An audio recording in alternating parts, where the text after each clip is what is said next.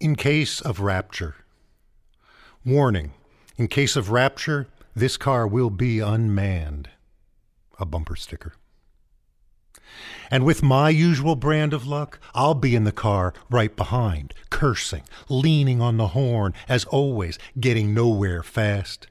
And this time, the old man, so ubiquitous in his Hamburg, will stop completely, roll down the window, and slowly bail out of his Chevrolet to join hands with a woman already rising above the corner bakery.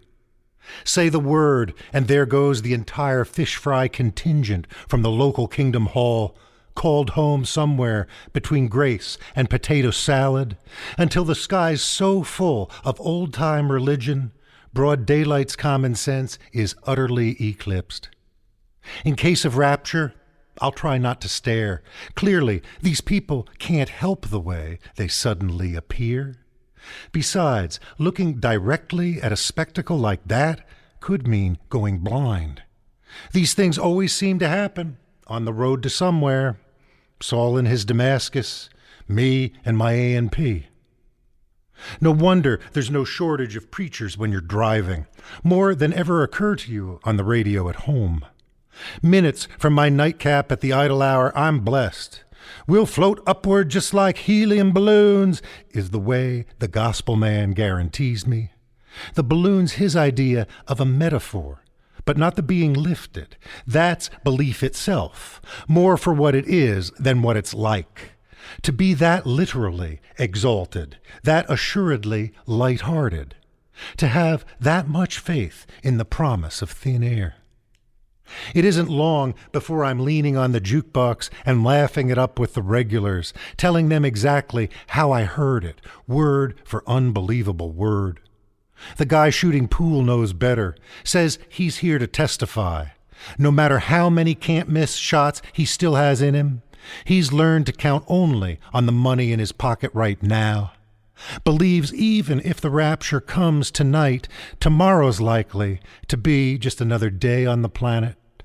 And after all, he's the man of old-fashioned science, the professor of gravity.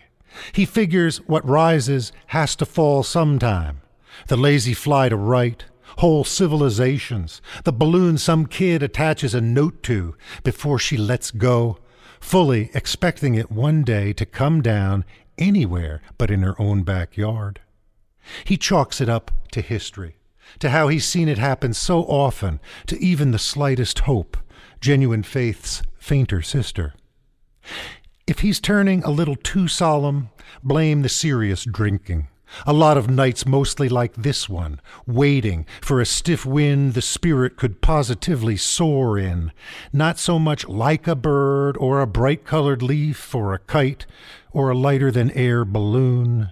Surely there is no comparison, no way of saying what it's like.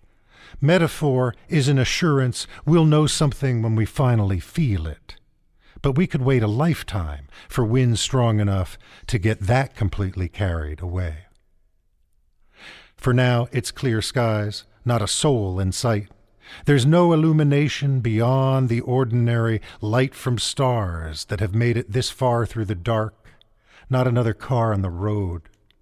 Maybe the rapture's come and gone while the good people lay home in their beds, manning their dreams until they were roused way out of them.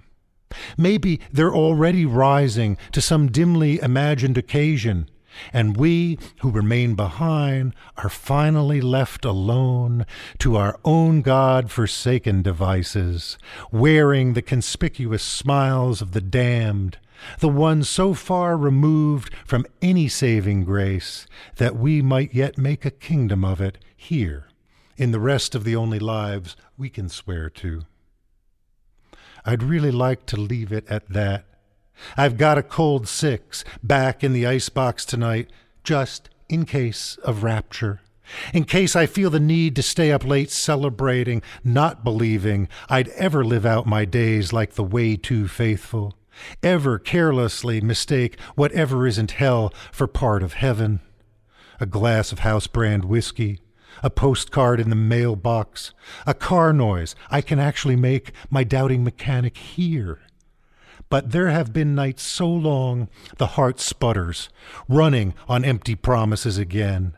And I've said whatever I've had to say, talking it up, on the chance I'd somehow rise above those nights, radiant once and for all, be plucked from behind the sweaty wheel of too many harrowing miles in a row, be lifted clean away.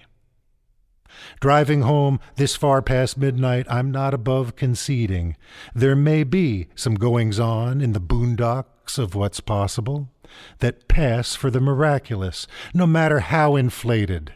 Things that happen so far beyond words, there'd be simply no telling. Try, and you could end up looking wildly for all the world like someone you'd never believe, even at high noon, with you and your down-to-earth frustration right behind him, watching him with your own eyes undeniably floating out of your life.